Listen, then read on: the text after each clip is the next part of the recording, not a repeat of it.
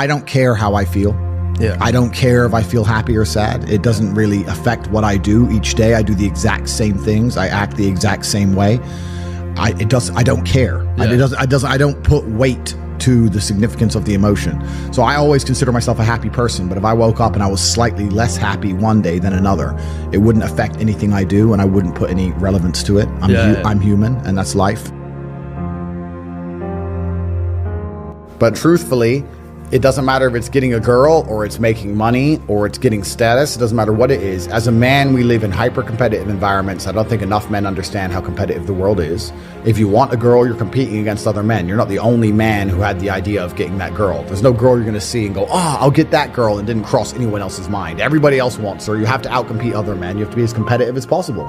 You have to be as successful as possible in all realms. You have to be as good-looking, as funny, as smart, as spontaneous, as interesting, as charismatic, as rich as possible. You need to try very hard to be your absolute best. And as you become a better man, you'll crack through different tiers of attractiveness, and eventually you get to the top and you'll be able to have any girl you want. But the truth is, I have a lot of guys ask me, similar to your question, a guy will come to me and go, how do I get a girl? I'm like, bro, you're a loser. Yeah, but I know, but how do I get a girl? Well, you're a fucking loser. You're a loser. Why are you asking me? It's like saying, how do I win a race with a push bike? You're racing Ferraris. What do you want me to do? Yeah. There's only so much you can do. There's only so hard you can pedal. There's only so many tricks and tips. There's only so many game things you can say, so many pickup lines. If you're a loser, it's going to be very, very difficult, and it's going to get harder and harder. The game is rigged to become harder and harder for men. It's not getting easier. It's going the other way. And if you're going to be on a racetrack and there's going to be Ferraris there, and you're going to be on a pedal bike or in a Nissan, you're going to get smoked.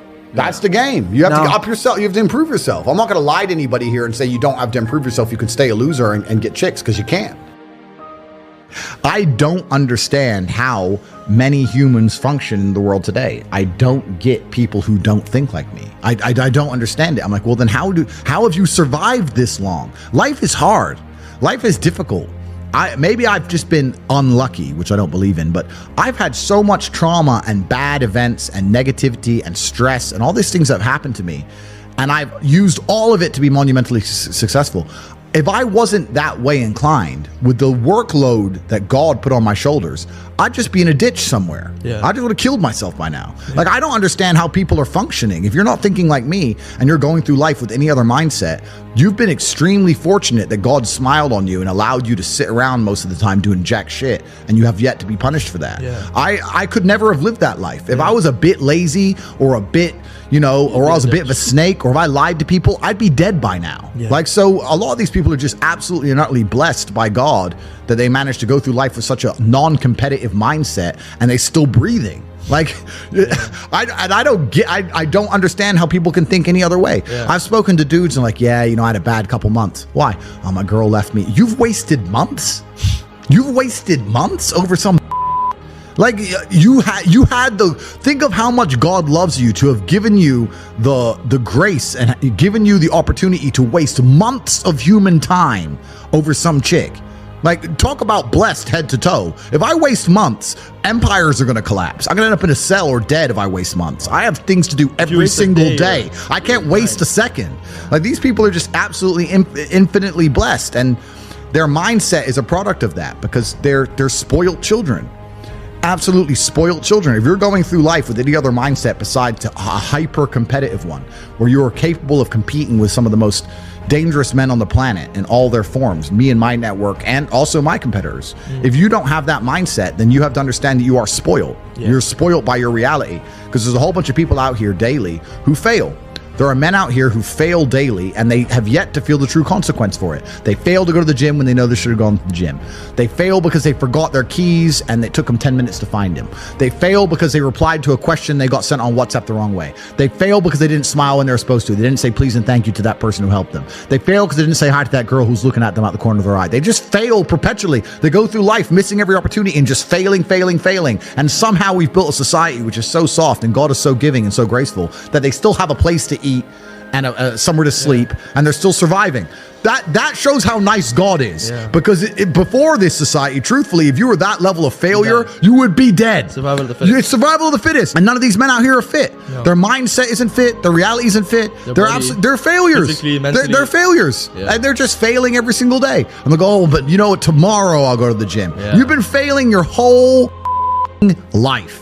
That's all you've done is fail. And then you sit and wonder why people like me absolutely and utterly outcompete you. It is so easy to become a top tier male in the world today because the competition is so ridiculously low. There are 2% killers like me, and everybody else is amateur, head to toe amateur. They can't even pay attention to anything. They can't try anything. They're amateurs.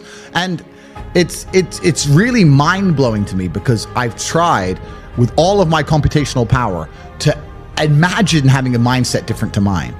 And I just can't see a reality worth having. I can't see a reality worth living. I can't see how you're going to build a life worth experiencing if you have any other mindset. I can't see it. Yeah. I've never met somebody with a fantastic life who did not completely and utterly believe in themselves. I've never seen somebody massively succeed and they didn't believe in themselves, ever. I've never seen somebody who just allows life to happen to them and become blown off course by some sadness, end up doing massively monumental and important things. I've never seen it. It's never happened. It does, and it's never going to happen. If I'm unhappy with something and I'm uncomfortable with something, I fix it. Yeah. That's endless motivation, which I don't truly believe in as a concept, but that's endless fuel for the fire. Right. If I was unhappy with something about myself, regardless of what it was, I would be able to take all of that discomfort and turn it into endless energy to get the problem fixed. Yeah, exactly. But these people seem to It's okay to be unhappy. Yeah, well, these people seem to sit and say, I'm really unhappy with X, but then stay doing X. So I don't believe they're truly actually unhappy. What you'll notice if you live life long enough is that somebody will sit and say to you, I'm unhappy being a loser. You say, why are you a loser? I just sit at home and play video games 7 days a week. And you're like, okay. And maybe 3 days of the week they're unhappy doing that. Yeah. And that's the time they email you and that's the time they want to make a change. But 4 days of the week, they don't really, it doesn't really bother them. Yeah, it doesn't really bother them. Because if it bothered them 7 days a week, guess what? They would fix it. Correct. Yeah. So I have very little sympathy for people. And that's not because I'm not a nice person, but it's because I've been so hard on myself and I've been through so many things that were difficult, and I've been through so much pain and trauma myself, some of it self-inflicted, some of it given to me by God to make me a better person. But I've been so difficult on myself. It's very hard for me to look at somebody who's refused to be difficult on themselves and see them as my equal or feel sympathy or pity for them. Why would I feel pity for somebody who took the easy route when I took the hardest possible route? Yeah. I took the hardest possible way to be the man I am, and you were too big of a and now you want me to feel sorry for you? I don't feel sorry for you. Yeah. I don't feel sorry for these people. And because as a man, you can be anything you decide you want to be. That's the beauty of being a male. You can build your character completely from the ground up, just with the every single thing about me that people respect, I built. I was not born a world champion kickboxer. I was not born this intelligent or intellectual. I was not born this rich. I was not born this strong. I was not born this confident. I was not born this interesting. I was not born this charismatic and humble and gorgeous and tall and strong and sexy. I was not born none of these things. I became these things myself. So I deserve all the spoils of war. And anybody who decides they don't want to work hard enough to become those things, then they deserve to sit and accept they're my inferior. Yeah. That's their problem. So you talk a lot about purpose. And what is your thoughts as to, do you have like an exact answer as to why we are created as humans and why we are here? Like, what is the purpose of life? Why have we been given life? I think we're here to struggle and to learn. I don't think we're here to be happy. That's why when we keep going back to the happy argument, I've always found that kind of frustrating and annoying. Yeah. When someone goes, oh, but I want to be happy. Why? Why? Why do you want to sit there and laugh?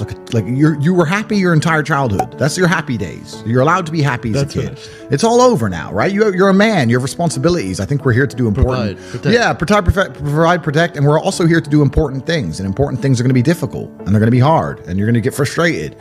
But that's what gives you purpose. I don't see anyone who's chasing happiness. I think that's a very feminine frame. I understand why some women just want to be happy. I don't know how it feels to be a girl because I'm not one. But in my experience, I know women who just want to be happy. Yeah. Girls just want to have fun. Fine. But you're a man, right? And if you're a man, then it's absolutely an utterly different experience of life. I think we're here to struggle. I think we're here to endure pain. Yeah. I think we're here to just see how hard we are to kill. I think that going through terrible things and living through them and coming out the other side is one of the most fantastic things about being human. I think that it's almost like once you understand what life is really about, there's no emotion which isn't enjoyable. The only emotional state which can be seen as detrimental is feeling nothing at all. But if you're sitting at home and you're feeling truly heartbroken, at least you're feeling something, right? And I think that's the whole part of being human. I think we're here to struggle. I think we're here to go through pain. So I wake up each day and go, what can I attack? What problem can I solve? And look at history. Why did Genghis Khan wake up and want to conquer the whole world? Why did Napoleon conquer the world? Why did Alexander the Great conquer the world? You just wake up and just say, give me this, give me that. I want all of it. I need to, there's an army there. They're really big. We're better. It's intrinsic. Yeah. You need to go and conquer. That's the purpose of life.